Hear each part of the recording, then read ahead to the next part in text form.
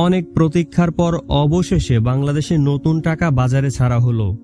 কিন্তু নতুন টাকায় থাকছে না আবু সাইদ এবং মুগ্ধের ছবি।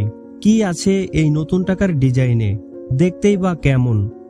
এমন আগ্রহ উত্তেজনামূলক প্রশ্ন অনেকের মনেই ঘুরছে। তো চলুন এক নজরে দেখে নেই, জেনে নেই কি আছে বাংলাদেশের নতুন টাকায়।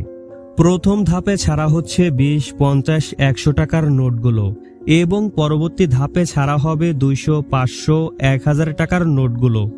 নতুন নোটে নেই কোনো ব্যক্তির ছবি, বরং নোটের দুপাশে স্থান পেয়েছে দেশের ঐতিহ্যবাহী স্থাপনা, প্রাকৃতিক সৌন্দর্য ও সাংস্কৃতিক প্রতীক।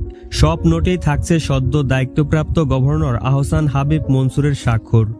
নোটগুলো আনুষ্ঠানিকভাবে বাজারে ছাড়ার আগে প্রধান উপদেষ্টা ডক্টর মোহাম্মদ ইউনূসকে প্রদর্শন করা হবে। চলুন এক নজরে সবগুলো নোট দেখে নিন এবং বৈশিষ্ট্য জেনে নিন। নতুন 100 টাকার নোট, যেটির এক পাশে রয়েছে বাগেরহাটের 60 গম্বুজ মসজিদ ও রয়্যাল বেঙ্গল টাইগারের জলছবি এবং নোটটির অপর পাশে রয়েছে সুন্দরবনের প্রাকৃতিক দৃশ্য, বাঘ ও হরিণের চিত্র। নতুন 200 টাকার নোট, এক পাশে ফুটিয়ে তোলা হয়েছে ঢাকা বিশ্ববিদ্যালয়ের অপরাজয়ের বাংলা ভাস্কর্য এবং অপর পাশে ধর্মীয় সম্প্রীতির প্রতিচ্ছবি এবং বাংলাদেশের মানচিত্র। 500 টাকার নতুন নোটে স্থান পেয়েছে কেন্দ্রীয় শহীদ মিনার ও বাংলাদেশের সুপ্রিম কোর্ট এবং সর্বশেষ 1000 টাকার নোটে ফুটে উঠেছে সাভারের জাতীয় স্মৃতিসৌধ ও জাতীয় সংসদ ভবনের প্রতিচ্ছবি।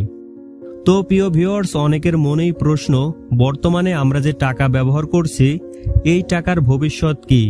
কেনই বা মুগ্ধ আবু সাইদের প্রতিকৃতি দেওয়া হলো না?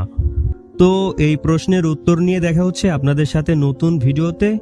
নতুন টাকা নিয়ে আপনাদের মতামত কি সেটা অবশ্যই কমেন্ট করে জানাবেন।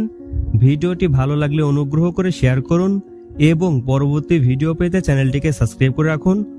ভালো থাকবেন, সুস্থ থাকবেন, দেখা হচ্ছে নতুন ভিডিও।